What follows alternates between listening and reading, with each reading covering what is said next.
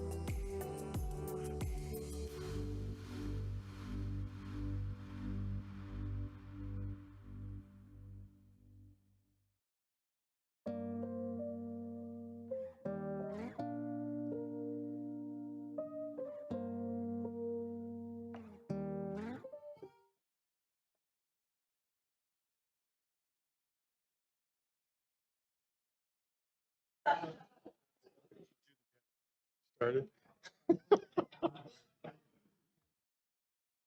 All right, good afternoon, good afternoon. Hello, everybody.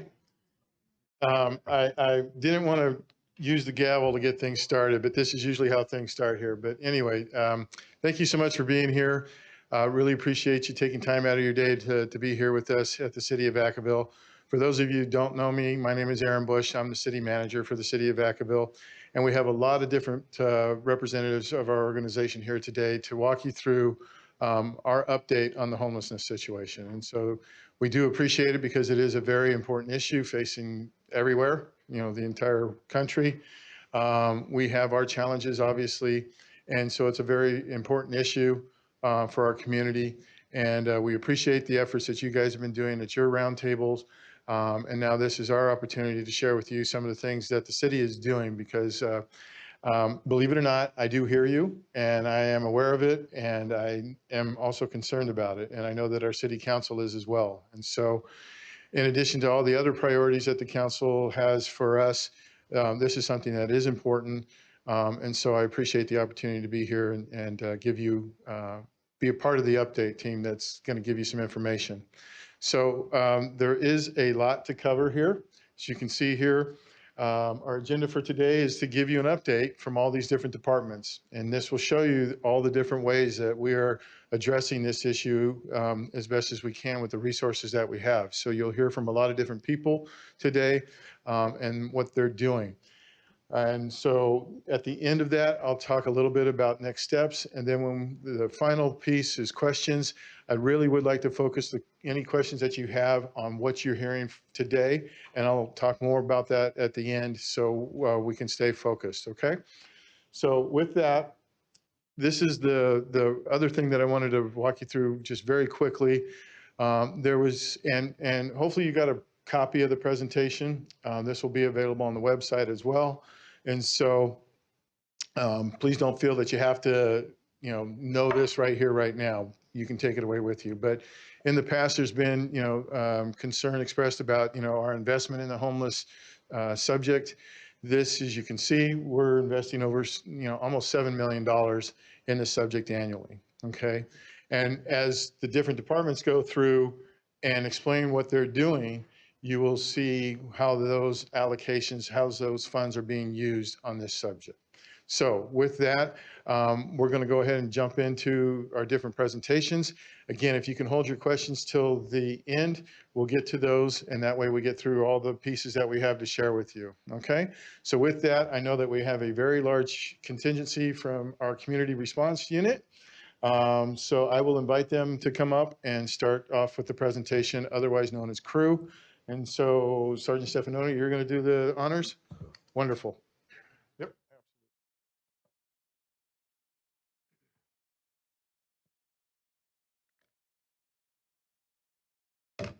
Before I actually start talking,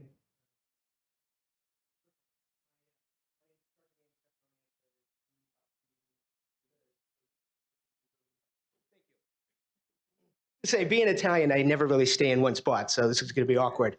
I got a whole bunch of cards, so if there's not a question that's answered, by all means, take a card. If you have questions, comments, concerns, you want to collaborate, whatever it might be, find me. We'll have coffee, we'll have lunch. Any questions, anything that I could do to help explain things further, I will happily do that for you. So cards are right there for you. Like I said, part of the community response unit, crew was formed in 2016 as a response to homeless and quality of life issues in town. It's made up of myself, my corporal, Andrew McCabe, Officer Donald Bothwell, Officer Vanessa Ariano, who had a very busy day, so she's writing some reports, and probably the heart and soul of our team is Community Service Officer Tanya Burrows. The 5 of us make up your community response unit. It's basically designed to do community outreach for homelessness as well as quality of life issues here in town.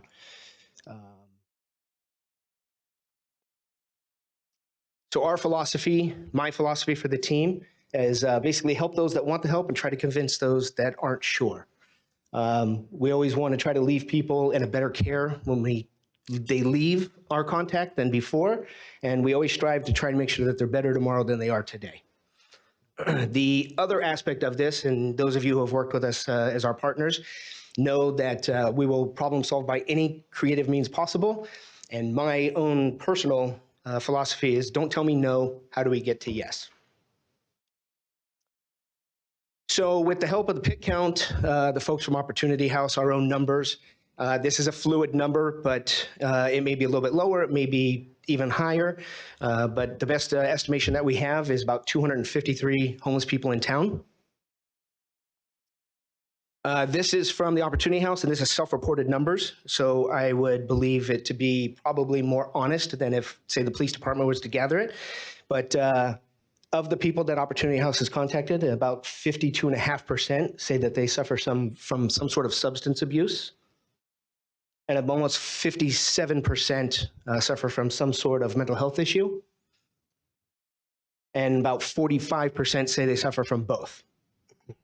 Obviously, you can tell that between these two issues, it becomes a little bit more difficult than just housing or some other personal issues that may come across. So between these numbers as well, between all of our partners that work with us, we're always constantly trying to help them in any way we can. So the partners in which that we always work closely with, the longest and probably the biggest partner we have is the folks from Opportunity House. Continue to work with them on outreach levels and help them in any way that they can, and they help us in every creative way they possibly can. We also work closely with the HOPE team, which is the county's mental health team. So much so that we actually put a desk in the police department just to try to entice them to stay here and work with us that much more. Just try and keep them as comfortable as possible. We also have several beds at Shelter Inc. We also work closely with our detox centers, Resource Connect Solano, My Friend's House through Opportunity House. The Family Resource Center has been pivotal in helping us out and answering, helping us solve problems, answer a lot of questions. And then pretty much any and all veteran services like Nation's Finest, Inside Housing, even Miss Gail Thompson. I've given her a number of phone calls to try to help us out and solve problems. When it comes to shelter, we have 5 beds. They're about $2,700 a month, totaling about $162,000 a year. Those ebb and flow on length of stay. We also have a contract with the local hotel for a couple rooms for temporary housing, emergency, transitional housing, things like that.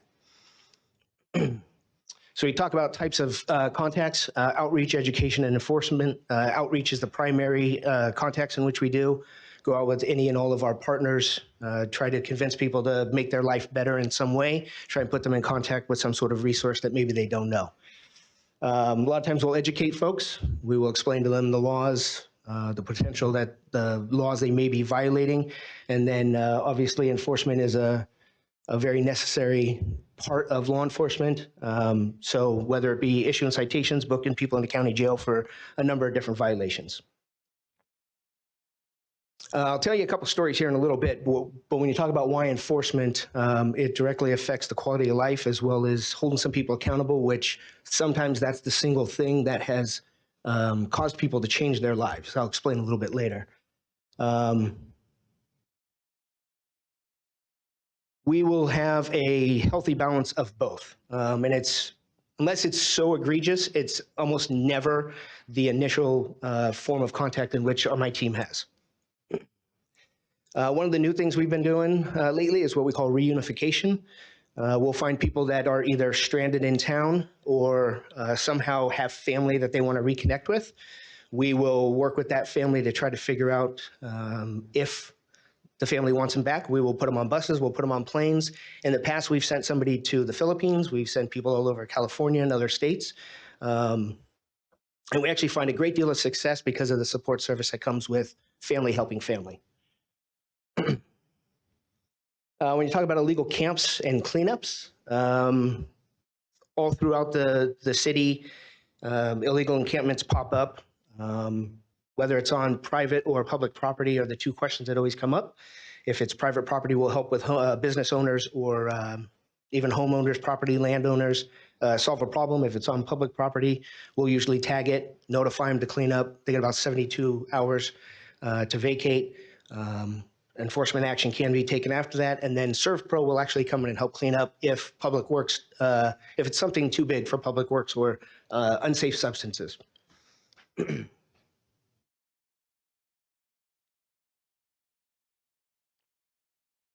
So crew has or the police department, the city in general has a standing order with, a standing contract with ServPro.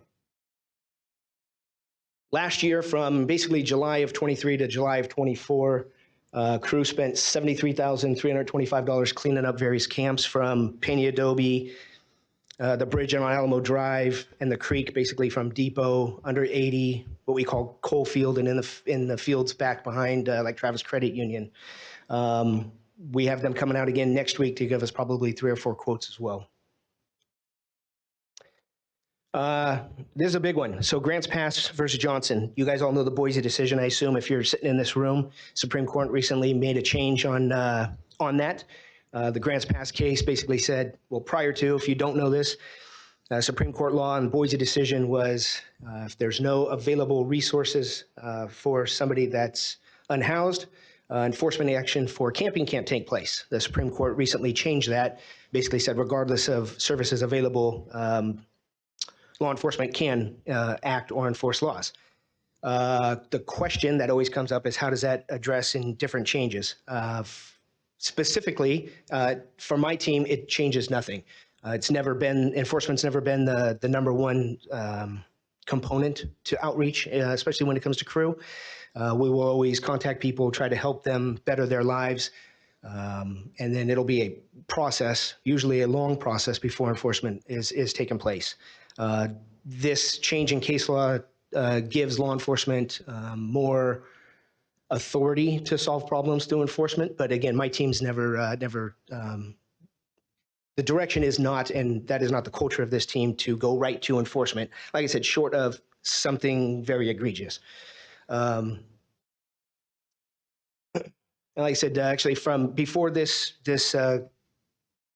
law changed, essentially the July to July before it changed, my team made 0 arrests for camping. Maybe a number of arrests for different violations, but nothing for camping. So when the law changed, it actually changes nothing for the culture of this team and the direction. If you're curious, it is Muni codes, narcotics-related arrests, and warrants are the 3 biggest reasons we will make arrests. I got a couple of stories I'll share with you from people that have come into contact with Crew. One of them is her name's Shannon. She said she's never been more grateful than her time with Crew. She says she literally believes that Crew saved her life. When we contacted her, she was living under a bridge, and she describes it as planting a seed to change her life. We picked her up, we took her to detox, and then we drove her to a program. She says about 2.5 years ago. And since then, she believes she's changed her life in such that she's a productive member of society. She's got a full-time job. She's got an apartment. She owns a car, a checking account, savings account, which are things that she never thought would even be possible. So even simple things like that are very big wins for her. And she believes that most importantly, she's able to look in the mirror and actually realize that she has purpose in her life. From the bottom of her heart, she thanks Crew for our efforts and continual tenacity, if you will, to stay on top of follow up and try to see these things through. The other one's a unique case. It's actually Kyla from Opportunity House. She's been working with us for quite a while. She now has a blended family of 6 kids between 8 and 13. She's a full-time student as well as taking on managerial roles over at the Opportunity House. She had a significant addiction. It actually led to her losing her children. It was actually because of an arrest that we made and taking her children from her, which led her kind of down a dark path. She's climbed out of it, and she believes she engaged in things that she never thought she would. Since then, she's been riding with us. She had an opportunity that she describes as a pivotal moment for her, and I got to be a part of it, which was awesome. She wanted to meet the officer and thank them for arresting her and actually causing that change, forcing that change in her life. She believes that involvement are, again, tenacity, if you will, or pestering to constantly try to drive her to a good spot is ultimately what actually changed her life. And she's one of, if not one of the biggest supporters of this team and one of our best success stories. And there's a number of other ways that we change lives. And the question I've always had is, I wonder, like, if I send, for example, we sent somebody back to Bakersfield a couple weeks ago, and I'm curious in the months to come how that does change their life. I may not know ever, but I can only assume that they're great stories like the ones I've shared with you. Like I said, if there's any specific questions today, I'll do my best to answer them. If you have questions, comments, concerns, I am an open book. I will be brutally honest with you. I will explain anything and everything. Pretty much all of you that I've sat down with coffee and met before know that, and I will happily sit down and take the time to answer any questions you might have.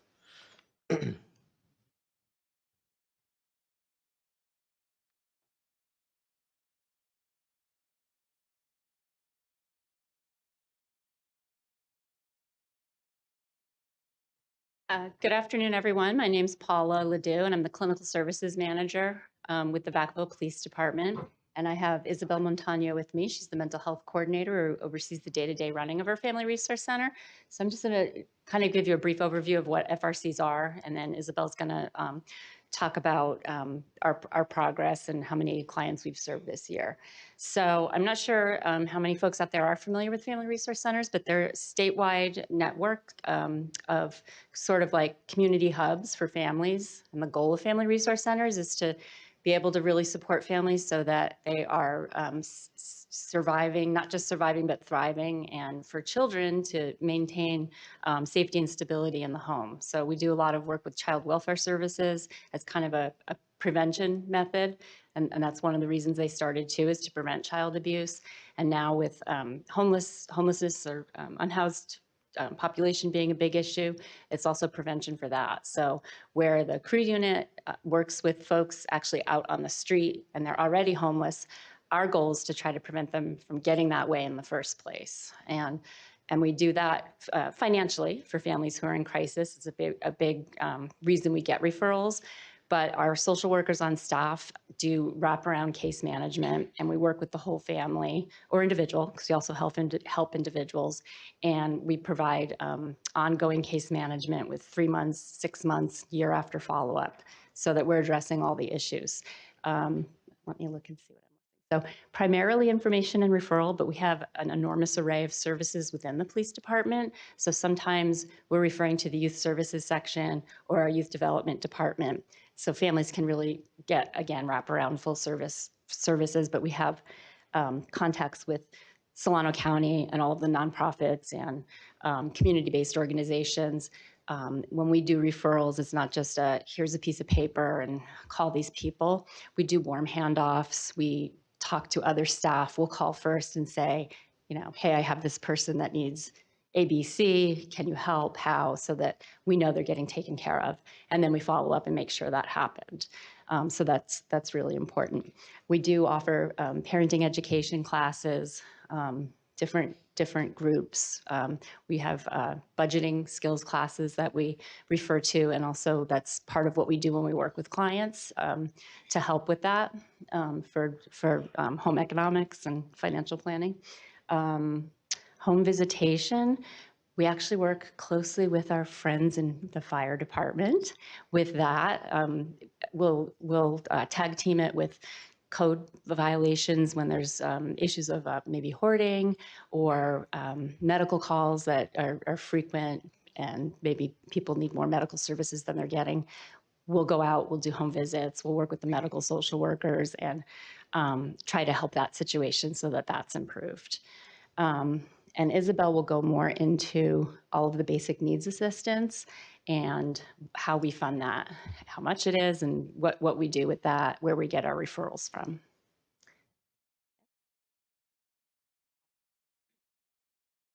Hi, good afternoon, everybody. Like Paula mentioned, my name is Isabel Montaño. I've been working with our police department for 17 years now, in the county about 26.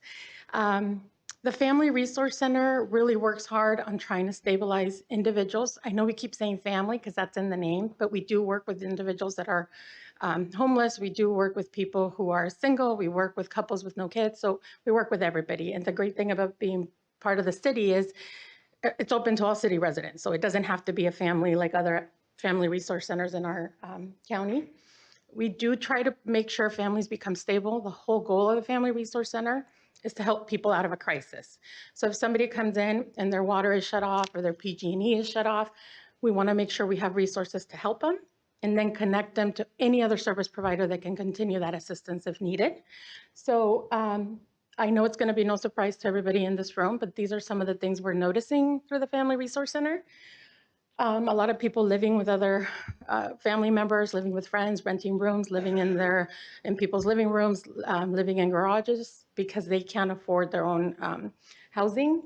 A lot of people that are unhoused, a lot of people seeking rental assistance, deposit assistance, utility bills. Just today, we have a family who owes $1,800. Their utility for PG&E, their PG&E is going to be shut off on Monday if they don't pay $1,800 by Monday. And then we have another one that owes $3,500.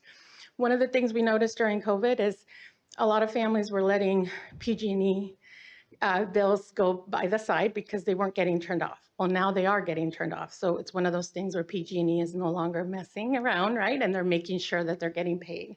So we get a lot of referrals from utility companies and a lot of food insecurity. So we rely on a lot of partners who provide food for our homeless and people that are low income in our community to secure food for families. Budgeting education, we're having really hard conversations with people who seek help. So we go over a budget. Every person we meet with, we do a budget. How are they spending their money? Is their internet bill really high? Are their phone bills really high? Are their car payments? So we're having really hard conversations about how their financial resources are not helping them move forward and choices that they're making. So some families that we meet with don't realize how much they're spending eating out or how much they're spending on their different subscriptions that they have. So our staff has really hard conversations with people about this is where we need to cut back, this is what we need to do. If people are willing to make changes, then we can refer to appropriate resources. There's another layer when there's domestic violence in the home, when there's transportation issues, unemployment, mental health, any substance abuse, if there's issues around parenting, and of course the economy, right? It's affecting everybody. The cost of food, the cost of gas has gone up, so it really affects our low-income families that come into the Family Resource Center. Anybody can refer to the Family Resource Center. I'm sure we missed somebody in this slide, but anybody. We get referrals from schools. This morning, I was at one of our local schools providing resources to a single mom who's homeless with 3 kids. Our crew officers refer to our office. Some people in this room have referred to our office. Landlords, utility companies are referring, word of mouth, 211, Health and Social Services. Lately, we're getting a lot of referrals from Kaiser. There's a platform called United Us. Not sure if everybody's familiar with it, but we get referrals where we need to connect with families who are seeking resources, and that's through United Us.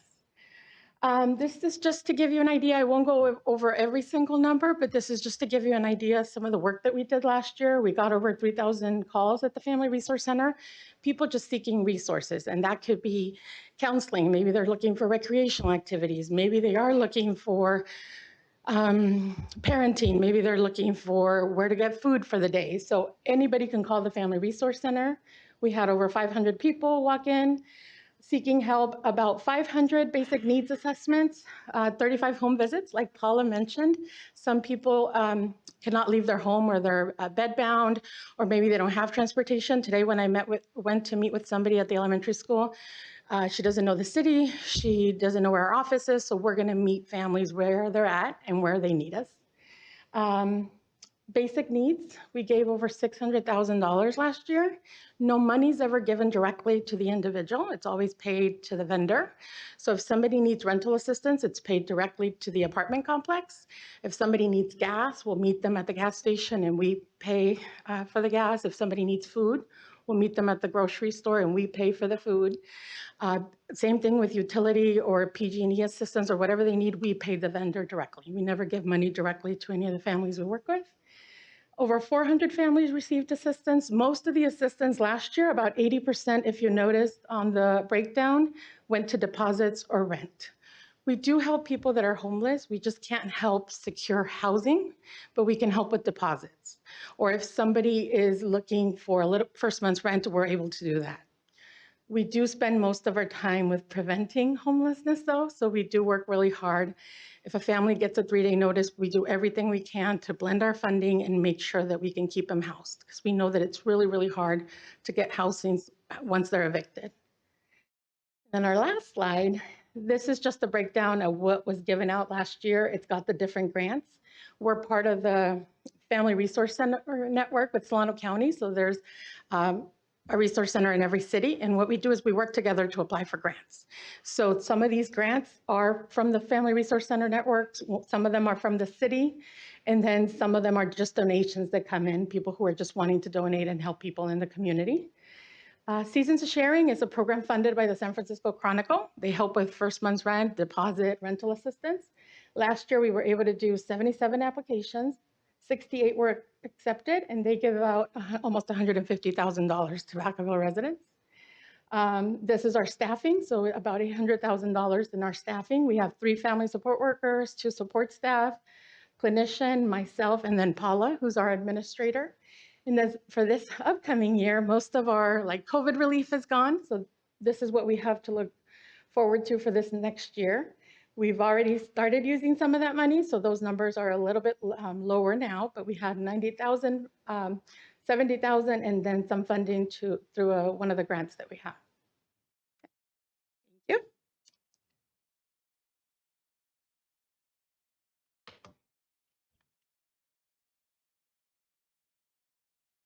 Good afternoon. I'm Georgianne Megger-Smith, Assistant City Manager and Interim Parks and Recreation Director. And it was about last fall when many of you, our unhoused advocates and members of the faith-based community, started reaching out to us at council meetings. We've heard from council members as well, kind of asking us what were the next steps in terms of what we were going to do for the winter to help our homeless community. And we heard you, and we reached out to you, and together started some conversations about what a warming center could look like.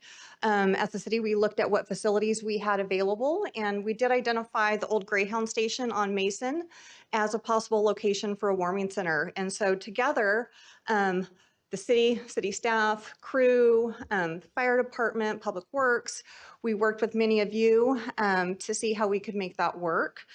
And we came up with an operational plan. The city doesn't necessarily have staff that could staff an overnight warming center. So we did come up with a model that included having an attendant come overnight to stay in the center. And so the center was actually operational as of November 1st, 2023. We didn't need to activate it until January. And we only hit the triggers 5 nights this past winter. And so throughout that, though, we did reach about 58 people came and used the center. I do have on the note there that some of those are duplicates, and it was because they're not all unique individuals. We did have some folks come multiple evenings, and so as a total, we had 5, the 58 uses of the center. And it worked pretty well. And so we're definitely open to considering that in the future. Would need to have some more conversations with council. Cooling centers. So our community services, our parks and recreation community centers generally serve as cooling centers. And so it's been a little bit of a warmer summer. And so this year we used our Ulatis Community Center. We did have to activate it 15 times this summer, and we had it open from 9 a.m. to 7 p.m. to really capture the hottest parts of the day. And we do have staff there at all times. And so that's why community centers make a great cooling center. And most of ours are also adjacent to libraries, which also serve as cooling centers, all of them except for Three Oaks, which does not have a cooling center or a library next to it. We did work with Public Works and City Coach, and City Coach also offered free bus rides to and from the cooling center. We don't have numbers on what that looked like, but we do hope that folks were able to take advantage of that service. And having kind of a consistent cooling center location, which was new, was something different that we tried this year, did actually kind of allow for more consistent use. And so we had about 12 people per day each time we activated the center, which is really the most we've ever had use one of our cooling centers. We did have a little bit of some challenges since we were open almost the whole week of 4th of July. We had a little bit of lingering issues at the Ulatis campus after that. And so it was one of the drawbacks maybe of having a consistent center that then we had folks kind of hanging around, sleeping in their cars in the parking lot, some additional things. So we've been working with crew to address some of that and try to find folks some other services or other locations. But overall, it was, we think we were able to reach more people with the cooling centers this year than ever before. I think I will pass it over to Brian McLean.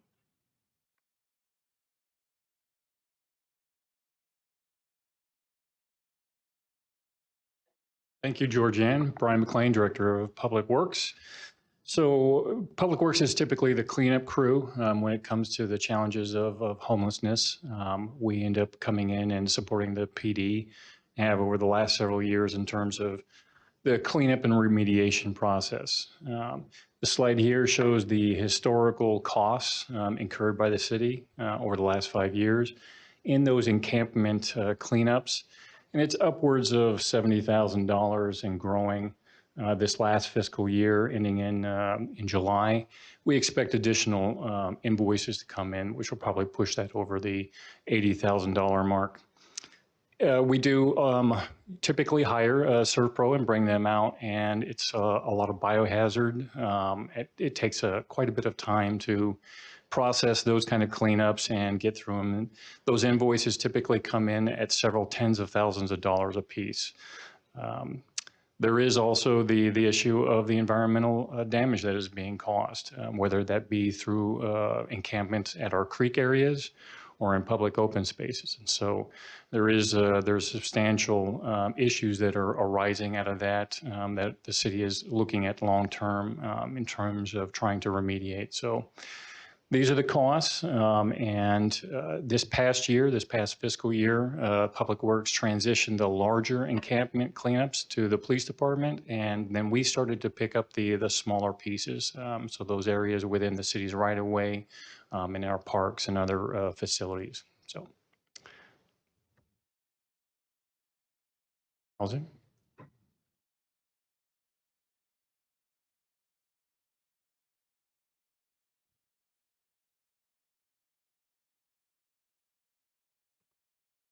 Hello, my name is Kimberly Aguilar and I'm with Housing and Community Services. The Housing and Community Services Department operates several programs that address and/or support homelessness activities in the City of Vacaville. The Vacaville Housing Authority, or the VHA, is one of the largest of those programs. The VHA administers the Department of Housing and Urban Development, HUD, Housing Choice Voucher Program. The Housing Choice Voucher Program provides individuals and families the opportunity to find and afford decent, safe, and sanitary housing in the private market. This program is vital as it offers flexibility and offers options for those in need. While the Housing Choice Voucher Program itself is not designed to provide emergency housing assistance, there are several special voucher programs that are directly and indirectly aimed at addressing homelessness in our community. Through the project-based voucher program, the VHA provides approximately $385,000 annually to the Pony Express Senior Apartments, ensuring secure and affordable housing solutions for our seniors. The project includes 15 units designated as homeless units in which Lutheran Support Services provides support to applicants referred for these units. This initiative not only offers housing, but fosters a supportive community environment specifically tailored to the elderly. In addition, the VHA also provides $266,000 annually for the emergency housing vouchers. This limited one-time program allocated 31 vouchers to the VHA to provide immediate support to those at risk of or currently experiencing homelessness. The VHA partnered with Resource Connect Solano, VSSC, and FRC to receive referrals and provide funding to VSSC to provide comprehensive housing search assistance to those with those EHV vouchers to ensure successful lease-up. While the program did sunset in September of 2023, the VHA continues to support those assisted with the one-time vouchers. The VHA also administers the Veterans Affairs Supportive Housing, or VASH, voucher program. In conjunction with the Veterans Administration, the program provides housing vouchers for VA-identified vets experiencing homelessness. The VASH program provides $510,000 annually in housing choice vouchers throughout the community and is complemented by another $460,000 annually provided to the Rocky Hill Veterans Apartments through project-based vouchers, focusing on supporting our veterans with stable housing and necessary services. Lastly, the Mainstream Housing Voucher Program provides housing vouchers for non-elderly disabled households. The VHA included a limited preference for homeless individuals.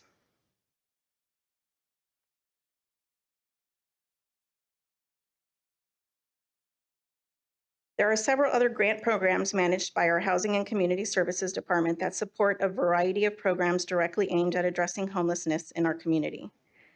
Through both the Low Income Housing Asset Fund and the General Fund, there have been significant contributions over multiple fiscal years.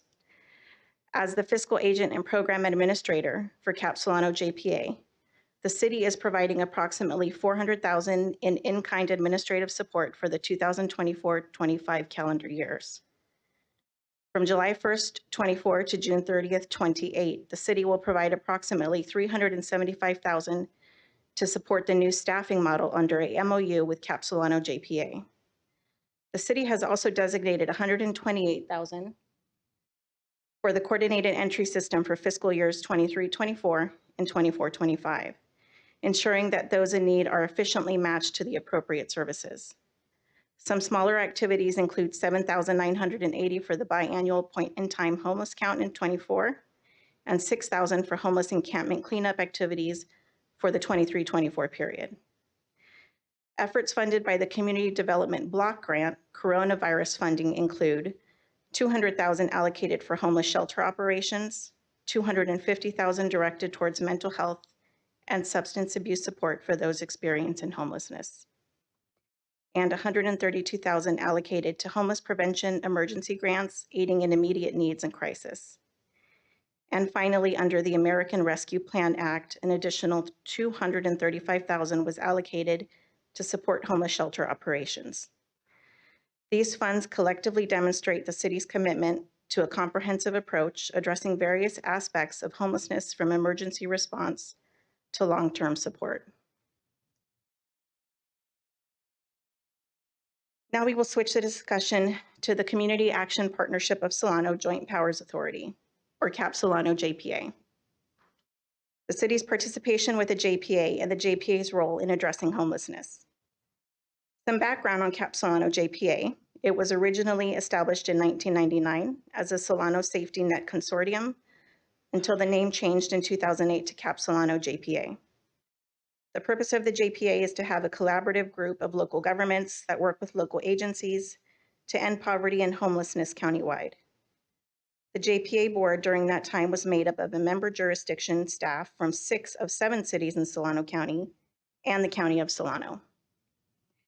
In September 2022, the JPA changed its governance structure to incorporate elected officials as board members to better allow the JPA to rely on the board to establish policy for the JPA and influence coordination of countywide policy within each member jurisdiction.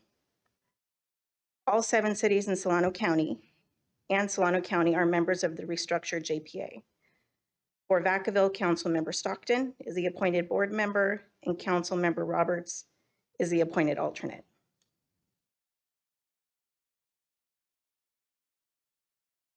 Since that time, the board began considering items related to the reorganization, updating governance documents, bylaws, policies, procedures, code of conduct, and member jurisdictions making appointments to the board. A technical advisory committee was established, and the city council appointed the housing director as Vacaville's representative on that committee, with the assistant director appointed as alternate.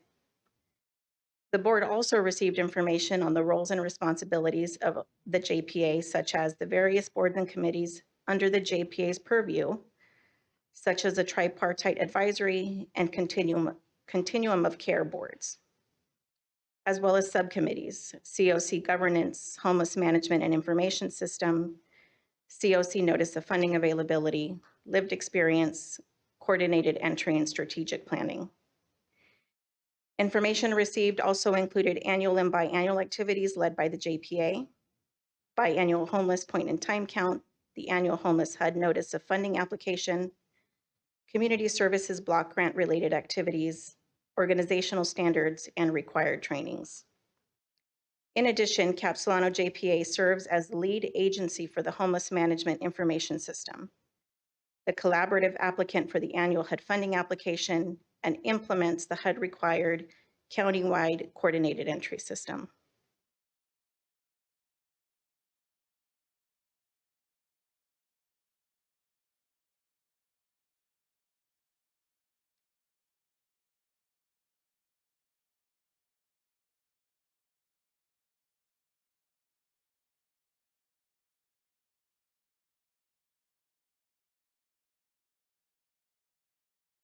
In April of 2023, the JPA conducted a 2-day strategic planning workshop. As a result, the board established goals and priorities. Ultimately, it was determined that the #1 priority for the JPA to have capacity to reach its goals was to create and implement a staffing structure, as seen at the top of the pyramid on this slide. With appropriate staffing in place, the JPA would have capacity to gather and use data, combined with feedback, to implement its goals. On May 28, 2024, the City of Vacaville City Council approved a staffing MOU between the member jurisdictions and Cap Solano JPA, which will provide the ability for the JPA to hire 6.5 full-time equivalent to be hired in phases. The first phase will be 3 full-time equivalent. The second phase will be 1 full-time equivalent. Third phase, 2.5 full-time equivalent fiscal agents, which currently Housing and Community Services is handling this in the administration. The JPA board approved the MOU at its June meeting, and work towards hiring has begun. The JPA board has also continued to apply for and award funds since the governance restructure.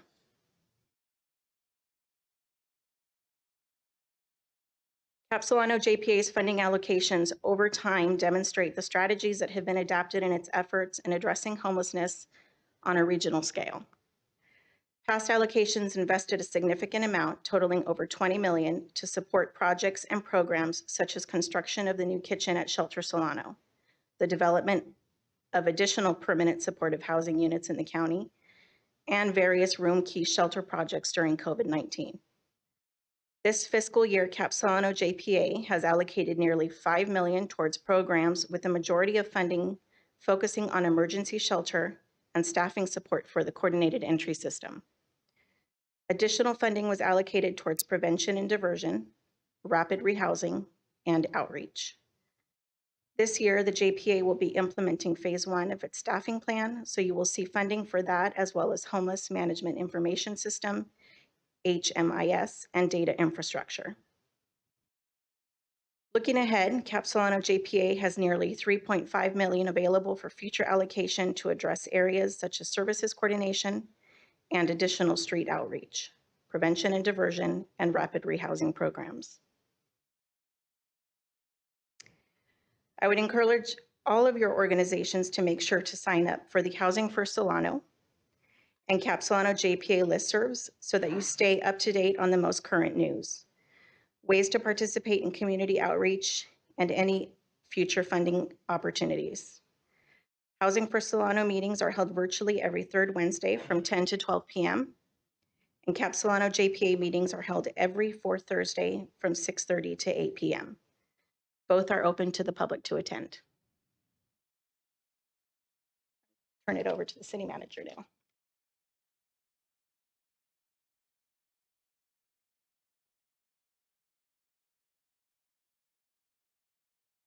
Okay.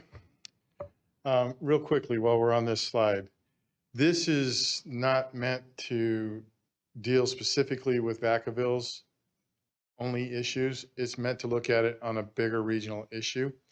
And I just want to tell you that as every city continues to wrestle with budgetary challenges, this is where there's a lot of focus on by all the cities, because this is something that the governor's office is really investing heavily in, so that they can build these JPAs across the state, so that they can put money from the state back into the counties and the cities in those areas.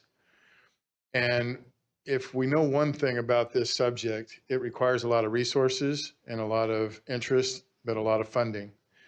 And so I'm just sharing this with you, that this is something that the county is working with all the cities on to bring forth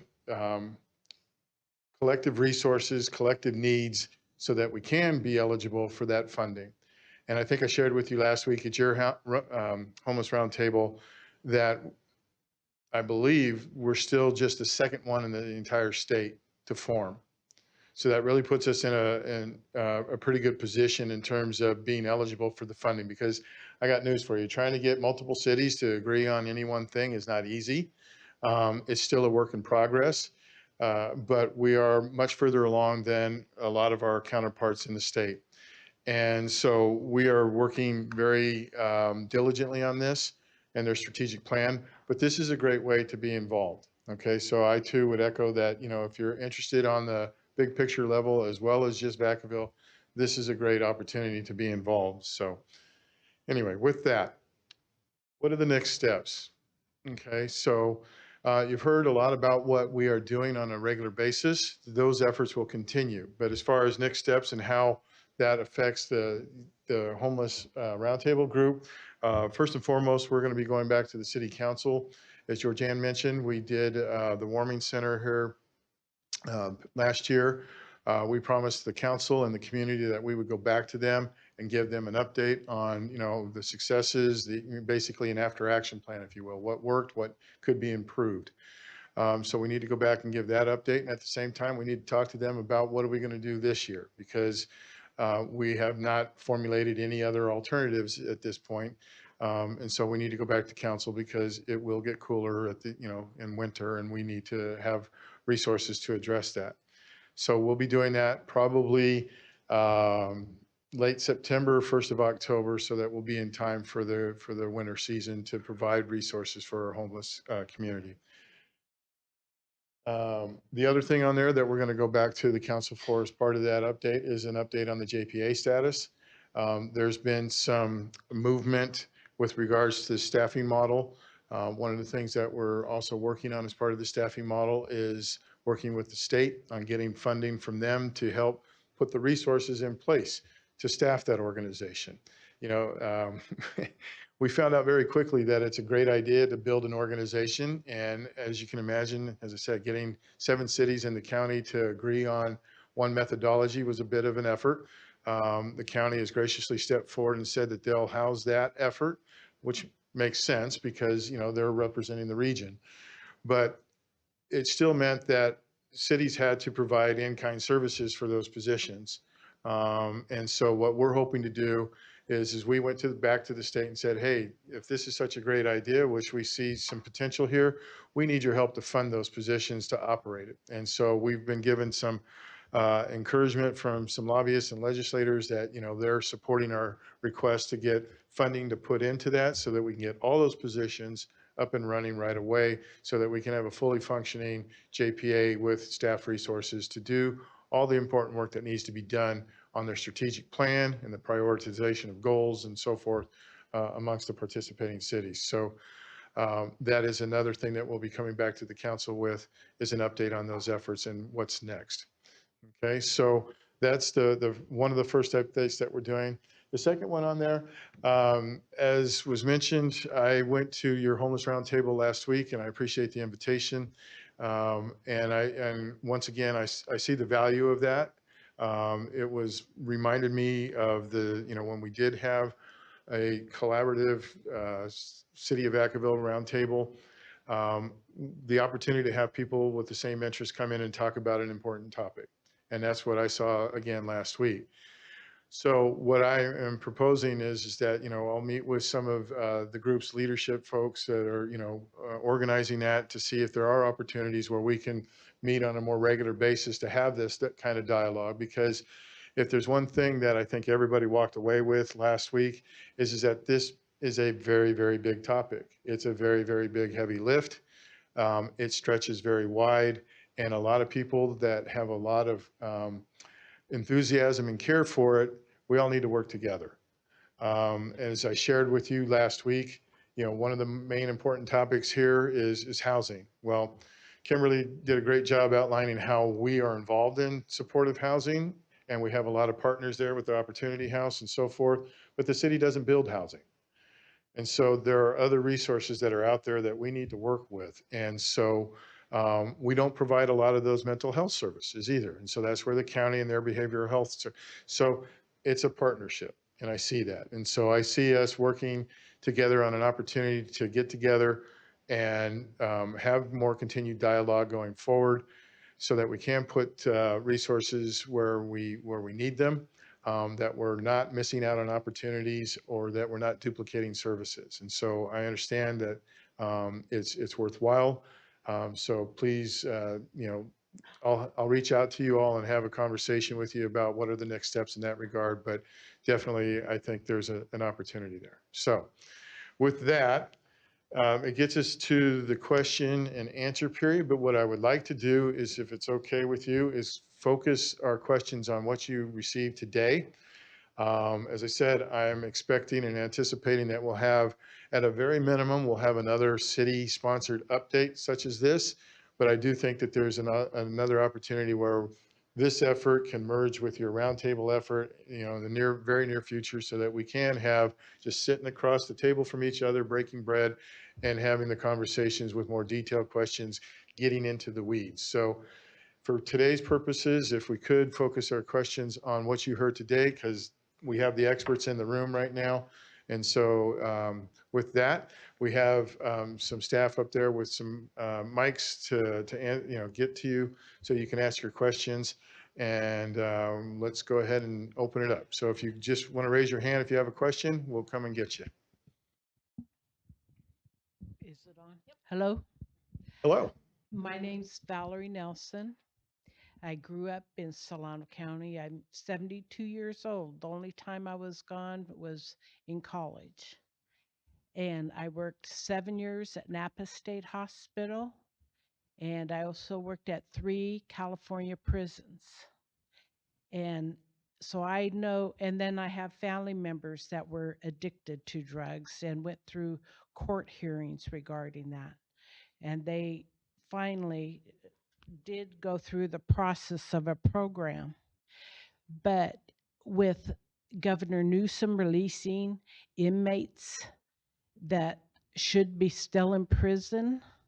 I have issues with that. And I'd like to see the statistics of any illegals being around here.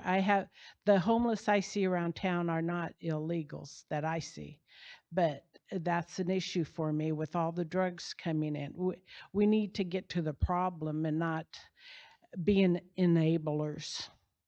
And I'm concerned, I live out in the country and I see the gentleman under the bridge for at least a year or two. And these homeless come around at night. Are you guys going out in the middle of the night? Because we've had things stolen off of our property and them trying to break into our home. And then we have fires started down by Pina Adobe that almost get close to our home. You know, I'm not going to go through another fire. And that's my comment. I'd like to sit with a one-on-one with the head of that one department. Get a No, I card? didn't get it. Okay, we'll make sure you get one of those. Thompson. Hi, my name is Gail Thompson, and I'm a navigator with There's a Better Way and an advocate for the homeless. And I think assistant manager there stated that there were certain triggers for opening up the warming and cooling center. I don't think all of us here know what those triggers are. If she could explain what the triggers are, what the temperatures and the weather has to be for somebody to be able to come off the streets. Thank you. That's a great question. And we did actually expand the triggers a little bit in this past year, but I'm actually going to hand it over to Jeremy Langwell from Fire to answer that question. He is one of the folks that is monitoring the weather on a routine basis and lets us know when we're going to get close to the triggers. Before he does that, though, I will just say that these triggers were identified and approved by the city council as part of the emergency operation plan, so it's policy. And so we were very clear with that. And when we brought that to the council, they actually expanded it, meaning they opened it up to greater climate factors as well. So before it was just a very hard, fast number. Now it involves other elements of the weather that contribute to the harshness of the weather. So Jeremy is our resident weatherman. Right. So it's a fluid number. For the cooling centers, it's related to the heat index, and it's related to what's identified as a dangerous area on the heat index. So any 2 days that hit danger or any 1 day that hits extreme danger on the heat index is what triggers the cooling centers. For the warming centers, it's a little more difficult because you have the wet and the cold and the wind chill and all that stuff. So it's not as hard and fast that you're able to identify those. But what we were able to do is identify with good medical practices when weather becomes dangerous. So below 40 degrees with rain, or below 32 degrees for 2 or more days is where it goes. The rain adds a little bit of an element. It doesn't have to be 2 days of rain, but it has to meet meteorological criteria for great amounts of rain, or heavy rain is what they call it in the meteorological, and 40 degrees. And that's where those sit. Heat is the heat index. Mr. Wells had a question next, but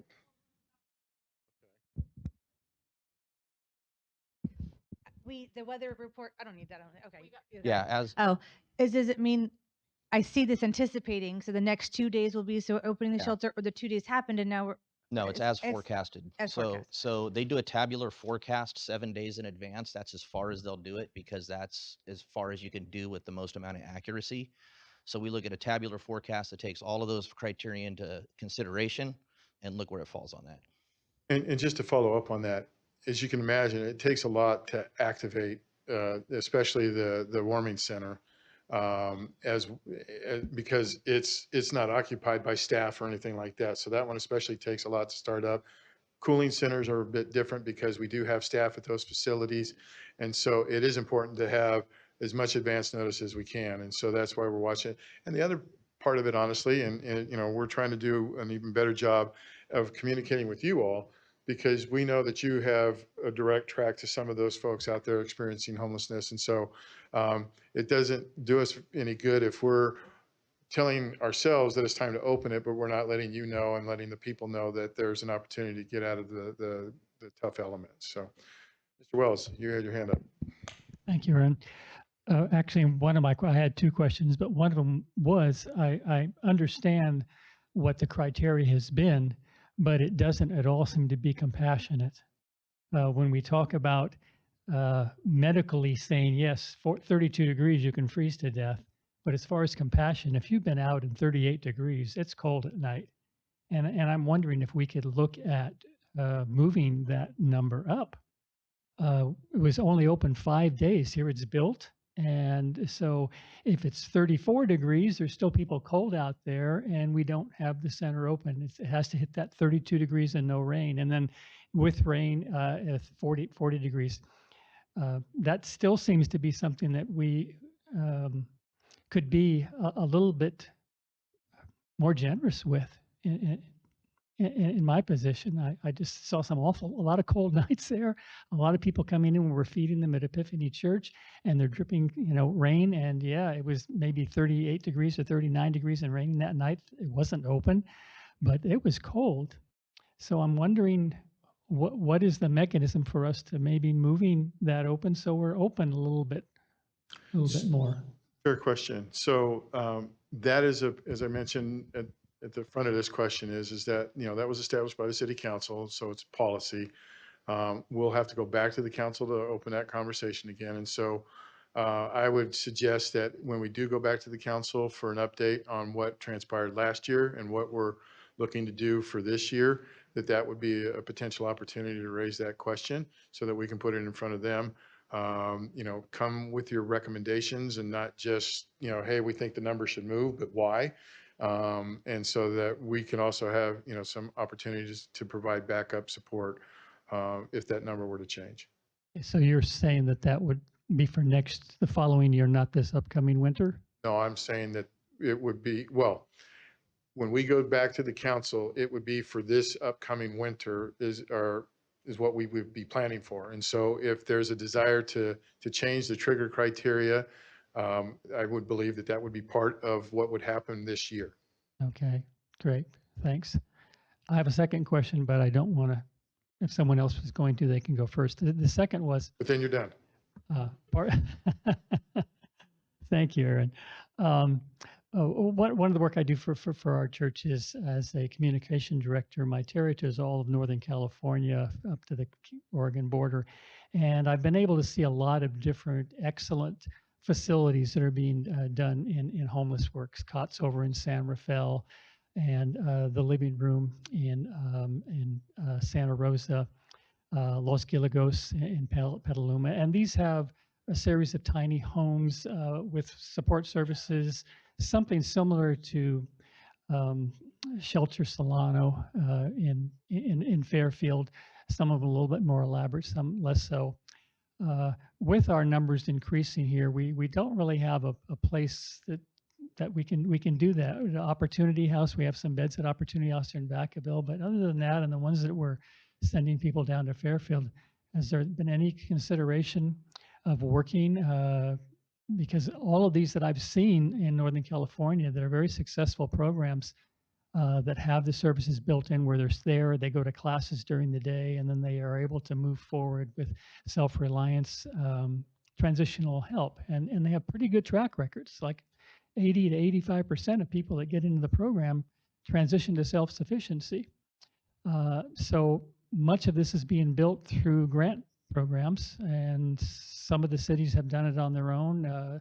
I know that City of Roanoke Park right now is in the process of doing that, where they put in $1 million and they got a grant for $1 million and they're building one of these. Is there thoughts of our city exploring that? This time, no. The focus is concentrated on working through the JPA on the regional level. But that doesn't necessarily mean that if that's something that can be brought up, so be it. But right now, to this point, it is not. I told you. One follow-up to that. Seeing all the statistics from the JPA there, I see a lot of it talking about staffing and things. Is there anything that's tracking out of the 20 million that has been spent in the past and the 5 million this year that's tracking how many people actually were transitioned from homelessness to self-reliance? Out of that, I saw an awful lot of staff and I saw a lot of meetings and discussions, but is there anything to say these are the number of people we actually moved through with that $25 million? I'm sure there is. I couldn't give that to you right here, right now. But the reason that we shared the staffing resources to you is because that has been the focus. Once the JPA, well, again, it was the former JPA was comprised of staff. And then the electeds, so to speak, decided, no, we want to elevate this because of its importance. But they realized real quick that nobody had the staffing resources to put this agency together. And so that was the first real heavy lift, is to, okay, who's going to do this? Because we're serving as the fiscal agent right now. We have 2.5 staff dedicated to do that. I can't continue to keep doing that. And the county's contributing in kind, Fairfield's contributing in kind. And so to really make it effective, that's when the city managers from all the cities got together and worked with the county executive as well to see, okay, what is this new model and what is the staffing resources needed to do this? And so that's why there was a lot of focus on that, because we wanted to make sure that we got the biggest efficiency there. And so, you know, I can walk you through why we did what we did and how we got there. One of the biggest positions is the executive director, because you need somebody to, you know, to put on the spot and build their team. The second most important one we felt was the grant writer, because they have to go out and get the money to do all this stuff. And if you've ever applied for a state or a federal grant, it's not an easy task. And so another big important resource. But that's why we shared that. But there's been lots of background work on talks about the strategic plan. And honestly, now that the staffing is online to be funded, I know that the county was hoping to proceed with hiring those positions as part of this new fiscal year budget. And so once those are successful, then you'll start getting more involved in the strategic plan, and all the different council representatives and community members. That's where we need you to get involved and start focusing on, what does this plan look like? What are the needs of the different jurisdictions, and how do we prioritize those? Okay, thank you. Mr. Hunt. The question is about housing, and it appears that the governor's losing some patience. And I noticed some of the rhetoric that's coming out of the governor's office is more direct. And they're actually talking about adding homeless beds to your RENA allocations. So what would be the impact of the city if that were necessary? Would you have to do exclusionary zoning of somehow to identify those locations? Well, one of the things that was included as part of the latest housing element update was something along those lines, you know, for emergency shelters, transitional housing, and so forth. And so we have included that in the housing element update, and have that on our implementation cycle to comply with state law related to that. So our zoning ordinance, we just recently took amendments to that to include for those provisions, so that there is the necessary outreach and the, you know, hearings and so forth. We are exploring the possibility of, I get it mixed up if it's home key, room key, but we're looking at that type of project. But to your point, Curtis, that's what makes it even more challenging right now, because, you know, there's a lot of mandates coming out that says we need more housing, we need more housing. I think the latest number was 6.5 million new units, right? Again, we don't build housing, especially affordable housing. We work with private partners out there where there are opportunities. And I think we have, Kimberly, what are we working on? 2, 3 possible projects right now, I know for certain, that are along those lines. But I will tell you, each of those 2 projects are on their 4th or 5th round of tax credit or other types of subsidy housing funds through the state, and we keep losing. And it's not like we have poor projects. We have poster child projects, if you will, that check every box on the application. But it appears that most of that money is going down south. And quite honestly, what we're hearing from the inside is that it's because those projects are including an element of homelessness because they have a much bigger problem than we have. And so as a result, to your point about that other mandate, that's why I think that, you know, it's being speculated that they're receiving the lion's share of that funding. So we definitely have a stacked deck against us, but that's why I see that it's important that we're all on the same page and talking about it. Yep. Oh, sorry. Okay. Aaron, Thompson. I want to get back to Danny's comment about the temperature being the basis for opening the warming and cooling. And Danny and I and some of the others have had this discussion that 32 for 2 consecutive days really is unbearable for those living on the streets. And then the reverse side is 105 degrees during the summer. So in all fairness to the city, I have to say that this is a learning curve for every one of us involved. And I think the city, from my perspective, at least, you've come a long way with the warming center to start with. So I don't want it to appear that we're not grateful for what the city has done.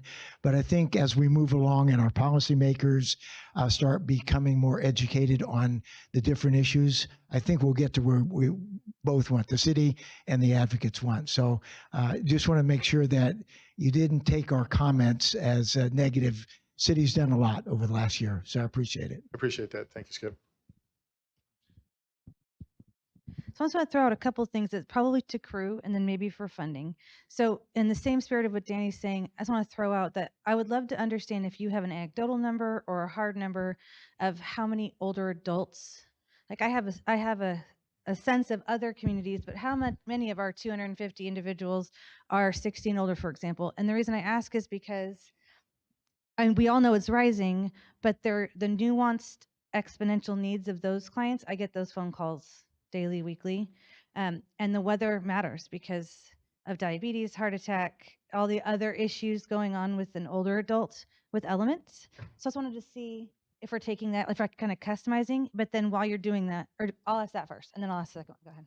So that's a tough one for crew, and here's what I mean by it. Like when I talk with the folks at the Opportunity House, it's my understanding there's a very large population of elderly people living in their cars that maybe my team has never contacted. Okay. So that's a number that's difficult. I know it came up in the pit count, but to give you a number would be difficult. I can give you a number of the people we've contacted in, say, the last 18 months.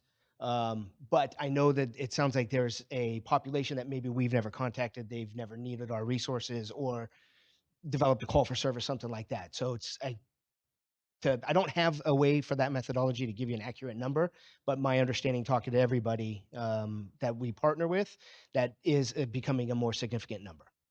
Okay. So would it be appropriate to make a referral for someone in their car to crew, even though they're not, like in other words, that they actually wanted help? Because obviously you're not making traffic stops and you're not necessarily going to those people who still may want or need help or benefit from your services. You can refer anybody to us for Okay. anything. If we're not the most appropriate, we'll send it. FRC may be able to help. Housing may be able to help. Like I said, we'll solve it by any creative means possible. Got it. Usually people come into our contacts kind of in a different aspect. Okay. But yeah, if you're not sure, we're happy to start there, and then we'll navigate them to the best possible resource for them. So you might have a resource in North Bay, because at least from Vacaville. So if you were to get Vacaville's ER numbers for those 5 nights, for example, because it's only 5 nights, you might be able to see, did anybody show up on those nights or other nights for elements, to answer Danny's question about who's showing up at Vacaville emergency room, right? Because of elements that were homeless. And they have that data, and it might matter to how it informs this conversation. And I think they'd give it to you pretty quickly. We had that conversation in Fairfield, so that might help. But then also, I serve on the suicide prevention committee, and one of those things we talked about is overdose. So we all know that fentanyl is on the rise, we all know, but just a fascinating statistic to me is, as of July 31st, we had 18 people die. This is Solano County, of overdose, but 15 of those people died in Vacaville of overdose. And those 15 were 18 of them. 18 people in the county were unhoused. They were homeless. They were identified as homeless.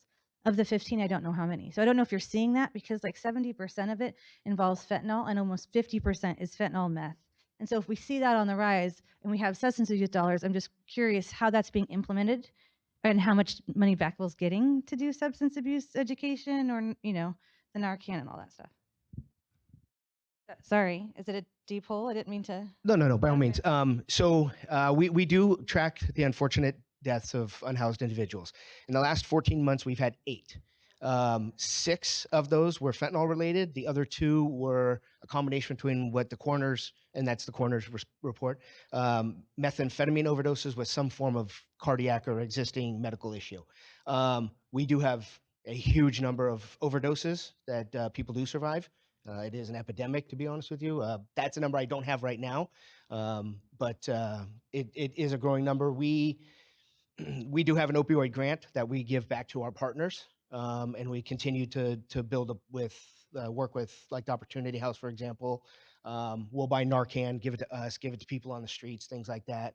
And believe it or not, a lot of people, even though it's an illegal substance, they'll call if they're with somebody and there's an overdose, and we will come and we will help save lives. Oh yeah, absolutely. Any other questions? Okay. Well, thank you once again. I'd like to thank, in addition to those of you who came out, I want to thank our staff for putting in the effort here, and I'd like to acknowledge Council members Chapman, Wiley, and Silva for being here. Thank you very much for taking time out to be with us. As I said, anything that we do, we know that we appreciate you signing up. That way we can, anything that we do going forward, we can reach out to you and keep you apprised of what we're doing. And so with that, thank you very much, and we will be in touch.